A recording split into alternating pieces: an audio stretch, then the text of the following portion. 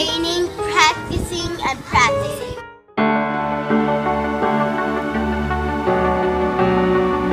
So this is how you do the target practice. First, what you are supposed to do is open up the QR code scanner app. Then you're supposed to look for your training video. Then you scan that app. Then it takes you to a video about how to do the target. It tells you what about information about the test. And so you need to take notes about the video to get ready for the test. Then once you're all done with the video, you got to scan the other QR code which says practice. First you go to our reader and you have this to scan the code. And look at that. Here are all the questions. First you need to put your initials. And after you need to read a story like that. And after you need to get the questions right. After you're done, you submit it. Check your answers. If you get correct, you can go on the next target.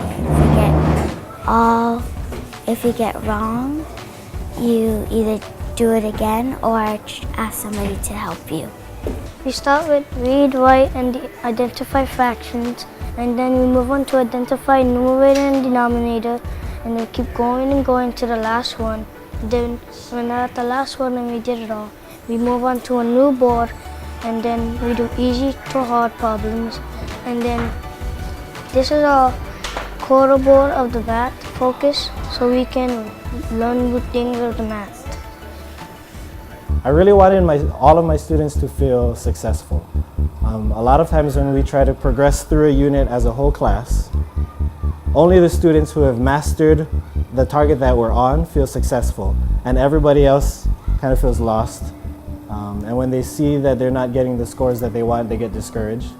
And I didn't want that feeling for my students who might just be a little bit behind. But here's what we noticed in fourth quarter, once we started implementing target practice. Now the students were already had the target practice process down because they had it for third quarter.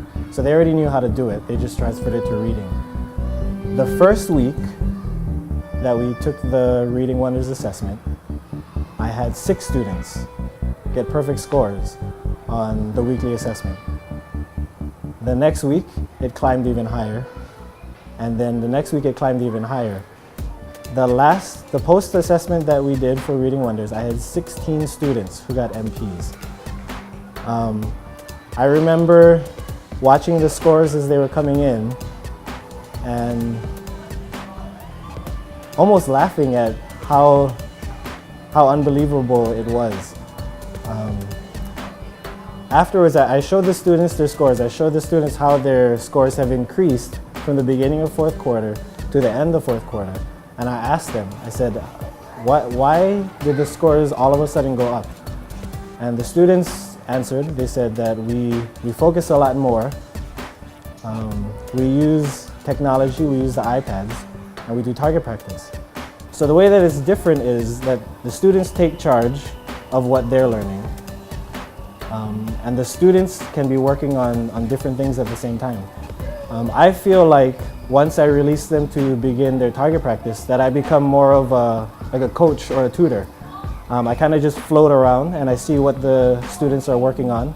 I see if some of them are struggling, and then I kind of go next to them and kind of coach them through it rather than being the instructor in the front of the class. And I think that relationship that I have with the students, kind of being the coach and the tutor, I think it helps them to feel a little bit more independent.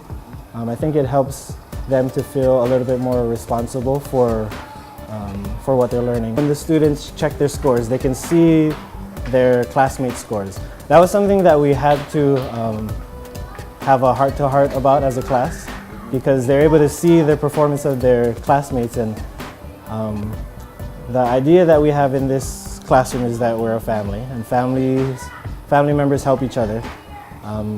We don't mock each other because of their performance. But when we see someone struggling as a family member, you go and you help that person. So we had a heart-to-heart as a class, and we agreed that if they're allowed to see their classmates' scores, that they would only use that to either get help or to offer help to others. And I think for them, seeing, I guess, their hard work pay off, because it is hard work being in charge of your own learning. I think seeing their own hard work pay off is really motivating, and it gives them the drive to keep learning harder and harder things.